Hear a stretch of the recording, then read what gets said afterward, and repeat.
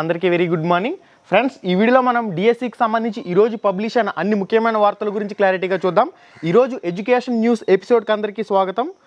మనకి మొదటి అప్డేట్ వచ్చేసరికి ఆంధ్రజ్యోతి న్యూస్ పేపర్లో మెయిన్ ఎడిషన్లో రావడం జరిగింది. మనకి మెయిన్ ఆర్టికల్ ఏందయ్యా అంటే వీళ్ళ బావి టీచర్లు మెయిన్ శీర్షికతో మనకి న్యూస్ అయితే రావడం జరిగింది. టెట్ లేకుండానే డిఎస్సి రాశారు, 2000 మంది అభ్యర్థులు అనర్హులుగా గుర్తింపు అంటూ కూడా మనకి ఇన్ఫర్మేషన్లో రావడం జరిగింది. టెట్లో వచ్చిన మార్కులు తప్పుగా నమోదు చేసిన వారు 35,000 మంది అంటూ కూడా మనకి ఇన్ఫర్మేషన్లో ఉంది. టెట్ డేటాబేస్ ఆధారంగా వడపోత ఇంకా తేలవలసిన వారు 9,000 మంది అంటూ కూడా మనకి ఇన్ఫర్మేషన్లో ఉంది. క్షుణ్ణంగా పరిశీలిస్తున్న విద్యాశాఖ 2-3 రోజుల్లో తుది మార్కులు అంటూ కూడా మనకి ఇన్ఫర్మేషన్లో రావడం జరిగింది. వాటిపై అభ్యంతరాలకు అవకాశం, పొరపాట్లకు తావు లేకుండా జాగ్రత్తలు అంటూ కూడా మనకి ఇక్కడ మెయిన్గా హైలైట్ అయితే చేస్తూ ఉన్నారు. ఆంధ్రజ్యోతి న్యూస్ పేపర్లో మెయిన్ ఎడిషన్లో ఫ్రంట్ పేజ్లో పబ్లిష్ చేశారు.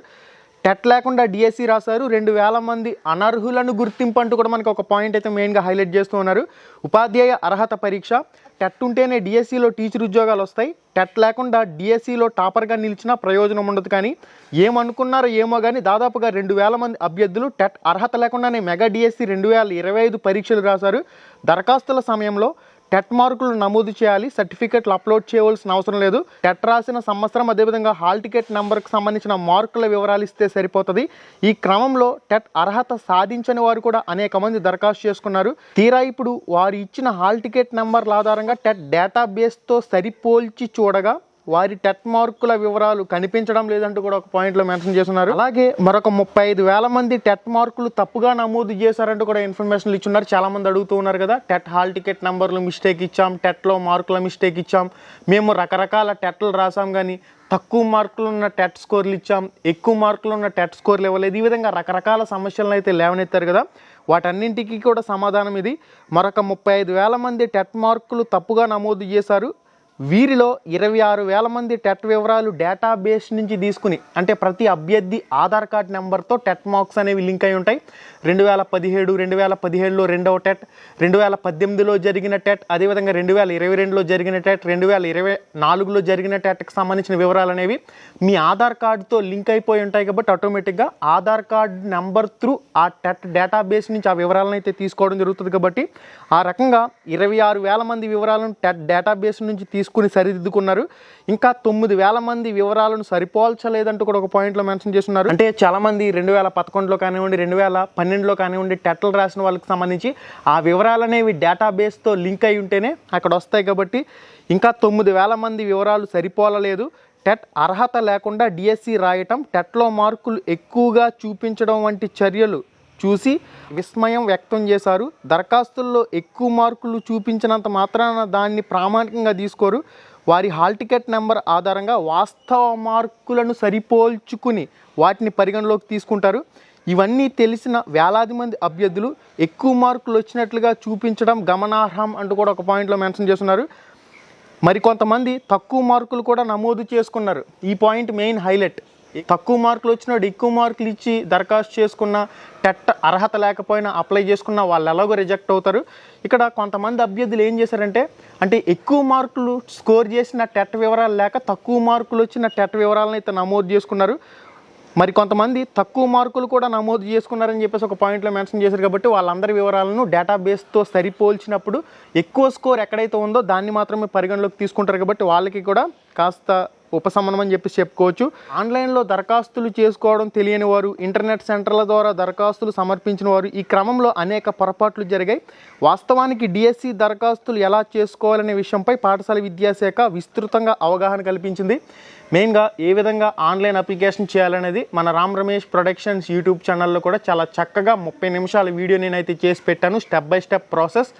ఆల్రెడీ కొన్ని లక్షల మంది, దాదాపుగా 2 లక్షల మంది అభ్యర్థులకు పైగా ఆన్లైన్ అప్లై వీడియో చూశారు. ఆ వీడియో చూసి ఎవరైతే అప్లై చేసుకున్నారో దాదాపుగా వాళ్ళందరికీ కూడా ఇంచుమించుగా ఒక అవగాహన అయితే వస్తుంది. కాబట్టి ఇంటర్నెట్ సెంటర్లకు పరుగులు పెట్టి వాళ్ళకి తెలియని ఆప్షన్లు సెలెక్ట్ చేయడం వల్ల కొంతమంది ఇబ్బంది పడిన విషయం కూడా మనందరం చూస్తూ ఉన్నాం. వాస్తవానికి డిఎస్సికి ఎలా దరఖాస్తు చేసుకోవాలనే విషయంపై పాఠశాల విద్యాశాఖ విస్తృతంగా అవగాహన కల్పించింది. దరఖాస్తులు చేసుకునే ప్రక్రియపై వీడియోలు రూపొందించి అభ్యర్థులకు అందుబాటులోకి తెచ్చింది. అయినా వేలాది మంది అభ్యర్థులు పొరపాట్లు చేశారు. చేశారంటూ కూడా మనకి ఇన్ఫర్మేషన్లో ఉంది. ముందస్తు జాగ్రత్తలు అంటూ కూడా ఒక పాయింట్లో మెన్షన్ చేశారు. తొలుత సర్టిఫికెట్లు ఆన్లైన్లో అప్లోడ్ చేయాలని డిఎస్సి పరీక్షలకు ముందు పాఠశాల విద్యాశాఖ నిర్ణయించింది. కానీ అనేక వినతుల నేపథ్యంలో సర్టిఫికెట్ల అప్లోడ్ని తొలగించి, అంటే అన్ని సర్టిఫికెట్లు అప్లోడ్ చేయడం ఇబ్బంది కలగడంతో ఆప్షన్ అయితే తీసేశారు. సర్టిఫికెట్ల అప్లోడ్ ఆప్షన్ తొలగించడంతో మార్కుల వివరాలను, అదేవిధంగా మెయిన్ అంశాలను మాత్రమే నమోదు చేసుకున్నారు. పొరపాట్లు చేసిన వారు అనర్హులు, దొరికిపోతారంటూ కూడా ఒక పాయింట్లో మెన్షన్ చేస్తున్నారు. తుది దశ వరకు ఉంచి వారిని నిరుత్సాహపరచకూడదన్న ఉద్దేశంతో పాఠశాల విద్యాశాఖ ముందస్తు జాగ్రత్తలు అయితే ప్రారంభించినట్లు సమాచారం. ఆన్లైన్ విధానంలోనే తొలుత టెట్ మార్కులను సరిపోల్చి అర్హులు వడపోత ప్రారంభించింది. ఈ క్రమంలో అనేక మంది అనర్హులు బయటపడుతున్నారంటూ కూడా ఒక పాయింట్లో మెన్షన్ చేశారు. ఎవరైతే టెట్ క్వాలిఫై కాకుండా డిఎస్సికి సంబంధించి అప్లై చేశారో వాళ్ళందరినీ కూడా తీసి పక్కన పెట్టడం జరుగుతుంది. ఇక్కడే వాళ్ళని వడపోసి క్లియర్ చేసి పక్కన పెట్టడం జరుగుతుందంటూ కూడా ఒక పాయింట్లో మెన్షన్ చేశారు. తుది కీపై అంటూ కూడా మనకి ఇన్ఫర్మేషన్లో ఉంది. డిఎస్సి ఫైనల్ కీపై అనేక అభ్యంతరాలు వస్తున్నాయి. వాటిని పరిశీలిస్తున్న విద్యాశాఖ అభ్యంతరాల్లో వాస్తవం ఉంటే మార్కులను కలపటం లేదా ఆ ప్రశ్నలు రద్దు చేయటం వంటి చర్యలు తీసుకుంటుంది. ఆ చర్యల అనంతరం 2-3 రోజుల్లోనే తుది మార్కులు ప్రకటించాలని భావిస్తుంది. డిఎస్సి పరీక్షల నార్మలైజేషన్, టెట్ మార్కులు కలిపి తుది మార్కులు ఇస్తారు. ఒక మార్కు తేడా వచ్చినా ఉద్యోగం కోల్పోయే పరిస్థితి ఉన్నందున అభ్యర్థుల్లో అపోహలు కలగకుండా జాగ్రత్తలు తీసుకుంటున్నారు. ఆ తర్వాతే తుది ఫలితాలు ఇవ్వాలని పాఠశాల విద్యాశాఖ నిర్ణయించింది. అనంతరం శాప్ జాబితా ఆధారంగా క్రీడా కోటా ఫలితాలను కూడా ఇవ్వనుంది. ఈ నెలాఖరు నాటికి లేదా సెప్టెంబర్ మొదటి వారం నాటికి కొత్త టీచర్లకు పోస్టింగ్లు ఇవ్వనున్నారంటూ కూడా మనకు ఒక పాయింట్లో మెన్షన్ చేశారు. ఏందయ్యా అంటే మెయిన్ పాయింట్, ఈ నెలాఖరు నాటికి లేదా సెప్టెంబర్ మొదటి వారంలో కొత్త టీచర్లకు పోస్టింగ్లు ఇవ్వనున్నారంటూ కూడా మనకి ఇన్ఫర్మేషన్లో వస్తుంది. కాబట్టి ఇది గైస్ మనకి ఆంధ్రజ్యోతి న్యూస్ పేపర్లో పబ్లిష్ అయిన మెయిన్ ఆర్టికల్. మనకి నెక్స్ట్ అప్డేట్ వచ్చేసరికి కూడా కంగారు పడవలసిన పని అయితే లేదు, ప్రాసెస్ అయితే జరుగుతుంది. ఇక మనకి నెక్స్ట్ అప్డేట్ వచ్చేసరికి మనకి ఈనాడు న్యూస్ పేపర్లో మెయిన్ ఎడిషన్లో రావడం జరిగింది. తప్పుల తడకగా డిఎస్సి బయాలజీ షిఫ్ట్ 2 ప్రాథమిక కీ అంటూ మనకి ఇన్ఫర్మేషన్లో రావడం జరిగింది. మెగా డిఎస్సి 2025లో భాగంగా జూన్ 10న నిర్వహించిన స్కూల్ అసిస్టెంట్ బయాలజీ షిఫ్ట్ 2 పరీక్షలకు సంబంధించిన ప్రాథమిక కీలో తప్పులు దొరికాయని ఫిర్యాదులు చేసినప్పటికీ తుది కీలోను ఎటువంటి మార్పులు చేయలేదని ఆవేదన వ్యక్తం చేస్తున్నారు. ఈ పరీక్షలకు సంబంధించి 14 నుంచి 16 ప్రశ్నల వరకు కూడా తప్పులు దొరికాయని వారు చెబుతూ ఉన్నారు. షిఫ్ట్ 2లో రాష్ట్ర వ్యాప్తంగా 9,000 మంది పరీక్ష రాశారని, తుది కీలో అభ్యంతరాలను సరిగా పరిశీలించినందున తమంతా నష్టపోతామని వారు వాపోతున్నారు. దీనిపై మంగళగిరిలో విద్యాభవన్కు మంగళవారం పలువురు అభ్యర్థులు వెళ్ళి డిఎస్సి కన్వీనర్ కృష్ణారెడ్డిని కలిసి ఆధారాలతో వివరించినట్లు తెలిపారు.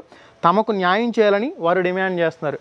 ఇది గైస్, మీ దగ్గర పక్కా ప్రూఫ్స్తో, అంటే అకాడమీ టెక్స్ట్ బుక్ ప్రూఫ్ లేదా మనకి టెక్స్ట్ బుక్ ప్రూఫ్ అనేది ఫైనల్ కీలో ఇచ్చిన ప్రశ్నకు సంబంధించి పక్కాగా మీ దగ్గర ఉందంటే మీరు మంగళగిరి విద్యాభవన్కి వెళ్ళి నీట్గా వాళ్ళకి ఎక్స్ప్లెయిన్ చేసి ఆ ప్రశ్నకు సంబంధించి మీరు కీ చేంజ్ లేదా యాడ్ స్కోర్ అనేది పొందే అవకాశం అయితే ఉంటుంది. పక్కా ప్రూఫ్స్ ఉన్న వాళ్ళు మాత్రం ఖచ్చితంగా ఈ రోజే మంగళగిరి విద్యాభవన్కి వెళ్ళి దాన్ని సరి చూసుకునే ప్రయత్నం అయితే చేయండి. ఇక టెట్ మార్క్స్ యాడ్ చేసే ప్రాసెస్ కూడా జరుగుతుంది. దీంతో పాటుగా మనకి ఏవైతే ఫైనల్ కీలో అభ్యంతరాలను కూడా యాడ్ చేసి ఫైనల్ రిజల్ట్ అనేది విడుదల చేయడం జరుగుతుంది. ఇప్పటి వరకు ఉన్న తాజా అప్డేట్స్ అయితే ఇవి. మరింత అప్డేట్ ఇన్ఫర్మేషన్ ఎప్పటికప్పుడు మీకు అందుతూనే ఉంటుంది. మళ్ళీ వీడియోలో మళ్ళీ కలుసుకుందాం. శుభం, ధన్యవాదాలు.